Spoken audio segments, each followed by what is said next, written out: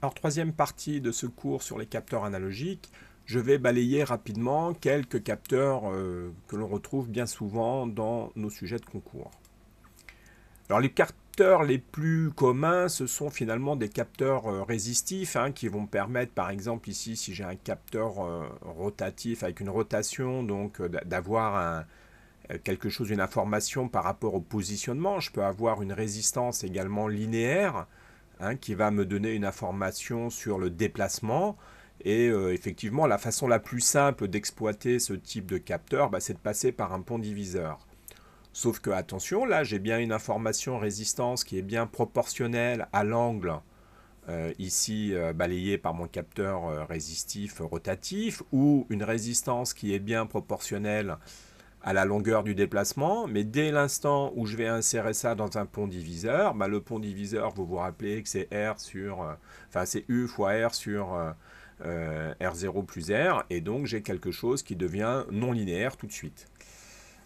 Le fait de l'avoir à la fois au numérateur et au dénominateur, ma résistance, peu importe que je la mette en 1 ou en 2, je ramène une non-linéarité.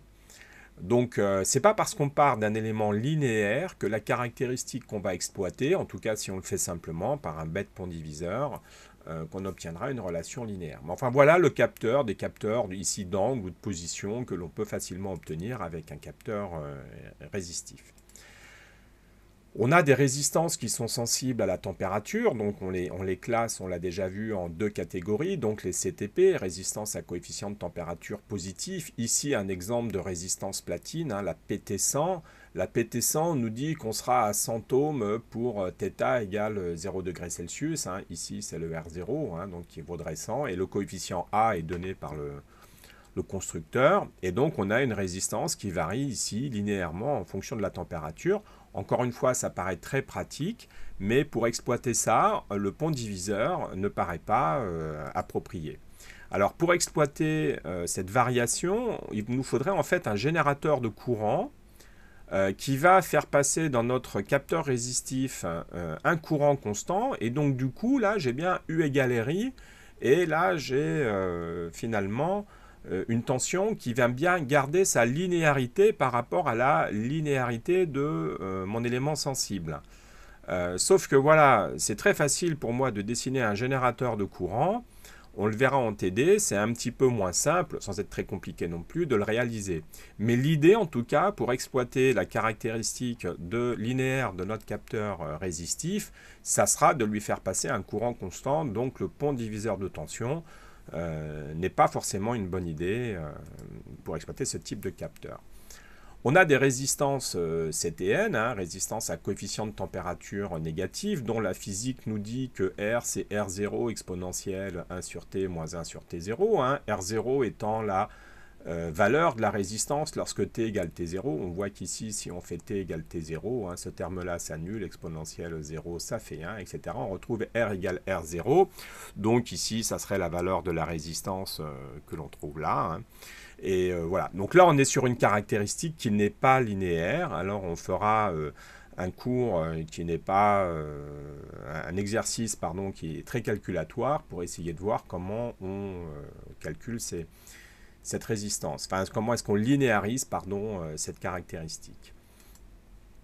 Alors on va passer par des montages, voilà, des montages sans être forcément compliqués. Voilà ici notre élément sensible, voilà ici le conditionnement du signal, et on termine avec un convertisseur analogique numérique. Donc finalement, ici, à partir d'un capteur analogique, on fait un capteur numérique. On verra ça au cours suivant. Ceux qui tombent assez souvent, ce sont les capteurs d'effort, parce que dans nos sujets, il y a souvent de la mécanique, et voilà, ça bouge, et il faut peut-être mesurer des efforts ou des contraintes. Donc la jauge de contrainte, alors il y aurait à en parler assez longuement dessus, on en parlera surtout en TD, en faisant des exemples de concours, parce que là, c'est un élément assez complet. Donc, on va exploiter tout simplement la relation R égale ρL sur S, et donc, forcément, si il y a un effort, notre fil il va s'allonger, donc, a priori, une modification de L. Sauf que si la longueur ou si notre matériau se déforme, sa résistivité varie, donc on va devoir utiliser la loi de Bridgman qui va nous lier La déformation du matériau a sa variation de résistivité. Donc la loi de Bridgman, vous verrez ça en deuxième année, hein, mais on peut l'exploiter tout simplement ici, hein, quand vous ferez de la RDM. Donc c'est le d rho sur rho qui vaut C dV sur V, hein, le coefficient C étant donné, c'est la constante de Bridgman. On va également avoir aussi, attention, lorsque le fil s'allonge, sa section diminue. Donc on a rho L sur S, ok, L est plus grand, mais S est plus petit. Alors il faudra prendre ça aussi en compte. Donc là, on a un autre élément à prendre en compte, c'est le coefficient de Poisson qui va relier l'allongement longitudinal en fonction de l'allongement transversal. Évidemment, il y a un signe moins entre les deux, hein. Quand on s'allonge d'epsilon z, hein, on a moins epsilon y ou moins epsilon x, hein, le moins je le mets un petit peu où je veux, ou quand j'ai epsilon x et epsilon y, j'ai moins mu fois epsilon z pour un allongement suivant z. Alors ces relations en général dans les concours, elles vous sont données, hein, elles ne sont pas à être connues, mais on vous les fait exploiter pour voir un petit peu finement comment la jauge de contrainte voit sa résistance varier en fonction des contraintes mécaniques qu'elle subit, sachant que les contraintes mécaniques provoquent une variation du volume du fil. Cette variation de volume implique une variation de la résistivité et l'allongement du fil provoque également une diminution de la section du fil, et comme R égale rho L sur S, on voit bien que les trois éléments, rho, L et S, sont impactés. Donc j'ai mis simplement dans ce cours ici les relations qui sont exploitées, elles ne sont pas à connaître par cœur, mais il faut avoir en tête que parfois en concours, on vous fait aller toucher un petit peu finement ce qui se passe dans ces jauges de contrainte. Alors on va trouver les jauges de contrainte dans des ponts de Winston, régulièrement. Alors un petit mot rapide pour dire qu'un pont de Winston, ça s'étudie très simplement. Il faut prendre la tension ici, calculer VA par une bête loi pont diviseur de tension. C'est la tension ici, c'est la même.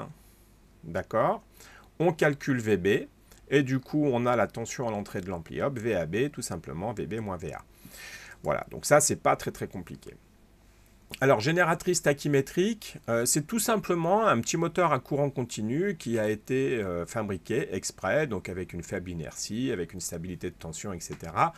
Que ça nous donne, comme il est monté à vide, on a tout simplement E égale K phi oméga, donc c'est une petite génératrice à aimant permanent, donc le flux phi est fixé, donc on a E égale K fois oméga, on a un beau capteur de vitesse très simplement. On appelle ça une génératrice tachymétrique. Tout simplement, donc on retrouve ces lois ici, E est proportionnel à la vitesse. Alors on a deux formats, on a souvent du 20 mV par tour par minute et 60 mV par tour par minute, mais on peut aussi avoir tout ce qui est possible et imaginable, encore une fois. En capteur de courant, alors les capteurs de courant, ça peut paraître quelque chose d'assez simple, hein, puisque U égale RI, donc il suffit de faire passer du courant dans une résistance et on a une tension qui est proportionnelle au courant. Deux problèmes. Peut-être que le courant il est soumis à une tension très élevée, 400 volts, 10 000 volts, 100 000 volts, que sais-je, et ramener ces 100 000 volts dans l'électronique de l'automate, voilà, c'est pas forcément une bonne idée. Hein, c'est-à-dire qu'on évite toujours de rapprocher directement l'électronique, la partie puissance en électricité de la partie commande. Le moindre défaut peut se retrouver potentiellement sous les doigts de l'utilisateur. Donc on essaye de faire attention, et puis il y a du matériel sensible, variateur, automate, etc.